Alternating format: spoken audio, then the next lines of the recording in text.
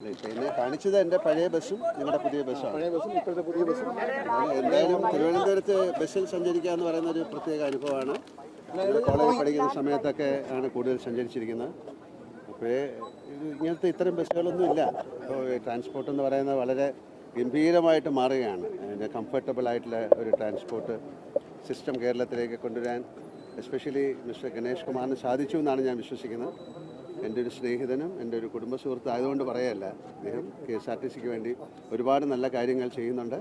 ഇനിയും കൂടുതൽ നല്ല കാര്യങ്ങൾ ചെയ്യാൻ തീർച്ചയായിട്ടും നാട്ടുകാരുടെ സഹകരണം ഉണ്ടാകണം.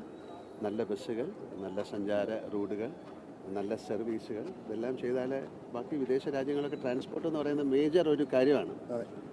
ഒരു നാടിൻ്റെ ട്രാൻസ്പോർട്ട് നന്നാക്കാൻ സാധിച്ചാൽ ആ നാട് വളരെയധികം ബെറ്റർ ആവുമെന്നാണ് പറയുന്നത്.